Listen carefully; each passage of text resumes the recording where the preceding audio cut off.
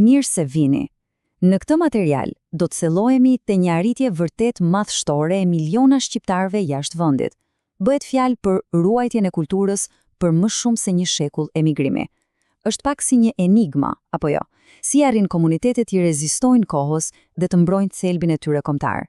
E po, le të zbulojmë bashkë se si mbrohet dhe transmetohet ky identitet brez pas brezi.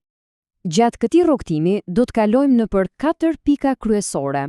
Së pari, historia dhe roli i diasporës. Së dyti, gjuha si thelbi i identitetit. Më pas, rreziku i asimilimit kulturor.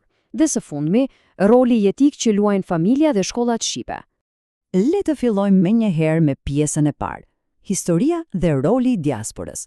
Këtu do të shohim rrënjët historike dhe atë ndikimin e vazhdueshëm të shqiptarëve i jashtë vendit. Tani, e dim mirë që diaspora shqiptare nuk u krijoa thjesht sa hape mbyll syt. Në fakt, ajo u formua përmes valëve të njëpasnjëshme të emigrimit ndërshekuj. Kemi largimet masive gjatë sundimit osman, pastaj ato periudat e trazuara pas shpalljes së pavarësisë dhe gjatë epokës komuniste, e deri te flukset e mëdha migratore pas viteve 1990. Çdo epokë kalon gjurmën e saj të pashlyeshme, duke i shpërndar shqiptarët nga Evropa e deri në Shtetet e Bashkuara apo Australi. Dhe kjo histori nuk ka të bëjë thjesht me braktisjen e vendit, absolutisht jo. Lidhja më e fortë këtu është sakrifica dhe jo përpjekja e jashtëzakonshme për ta mbështetur atë dheun nga larg. Mendojeni pak, patriotët shqiptar në mërgim ishin, le të themi, motori vërtet i rilindjes kombëtare. Ata mblodhen fonde për shkolla, botuan libra pafund në gjuhën shqipe dhe i dhanë zë një kombi që po luftonte për liri në disa nga momentet më kritike të historisë. Çfarë është vërtet mahnitse këtu, është se si figura historike të kalibrit të Fanolit dhe të Fajkonicas arritën ta ndërtonin këtë vetdije kombëtare tërësisht jashtë kufive, e pabesueshme apo jo. Përmes botimeve të tyre të palodhura dhe diplomacisë intensive në Evropë e Amerikë, ata mbrojtën interesat tona kombëtare dhe edukuan masat.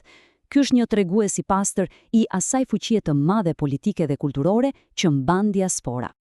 Kalojmë te pjesa e dytë. Gjuha si thelbi identitetit, ose thëndryshe, gjuha si spiranca kryesore e trashëgimisë son.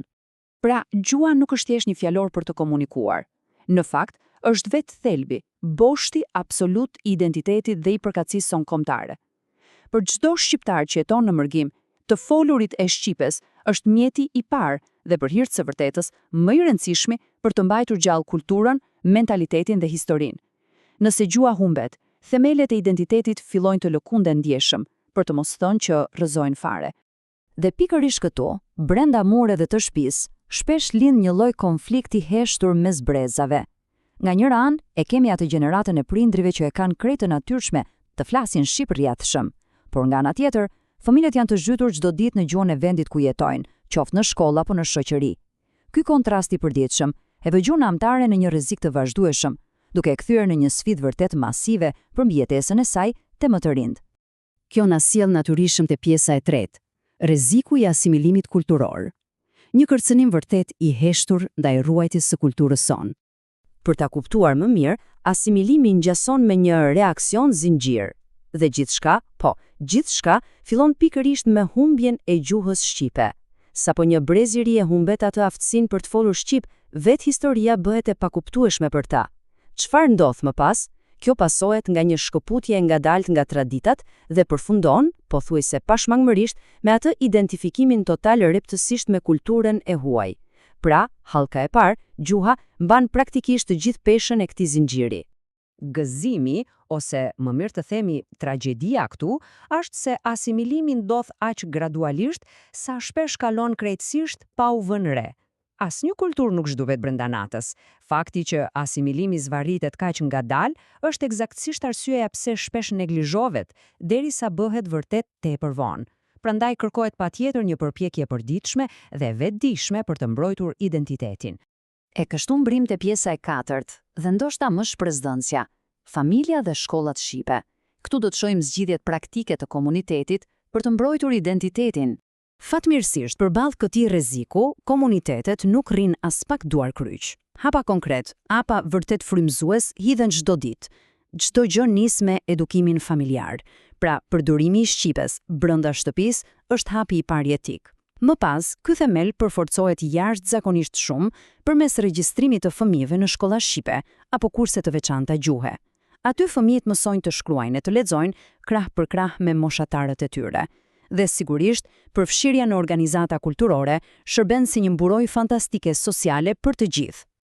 Por nuk bëhet fjalë vetëm për libra dhe gramatik. Këto përpjekje edukative plotësohen në mënyrë të mrekullueshme nga festimet tona të gjalla kulturore, sepse kultura jeton te ritmi një valeje tradicionale, te ngjyrat e ndezura të veshjeve tona kombëtare dhe, natyrisht, te ai dëzimi pa përshkrueshëm i mbledhjeve për festa si 28 nëntori. Janë këto tradita dhe zakone familjare që e kthejnë identitetin në një përvojë të gjallë, duke mbajtur lidhjen emocionale jashtëzakonisht të fortë. Tani, këtu qëndron një detaj thelbësor. Kemi një dallim të madh mes integrimit të suksesshëm dhe atij asimilimi total. Ne duam integrim, apo jo, pjesëmarrje në shoqërinë lokale pa humbur rrënjët.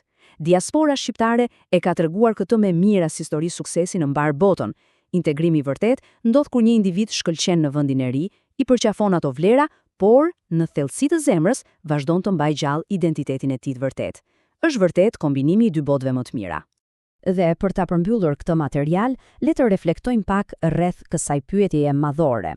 A mund të arrihet vallë integrimi në një shoqëri kaq të globalizuar pa humbur rrënjët tona, ndërsa bota ndërlidhet çdo ditë e më shumë, mbajtja e gjallë e një identiteti unik kërkon padyshim sakrificë, përkushtim dhe shumë dashuri. Shpresojmë që ky shpjegim të ketë treguar qartë fuqinë e madhe të diasporës dhe rëndësinë e pazvendësueshme të gjuhës shqipe. Mbetet për tu parë se si do t'i përgjigjen brezat e ardhshëm kësaj sfide të përhershme.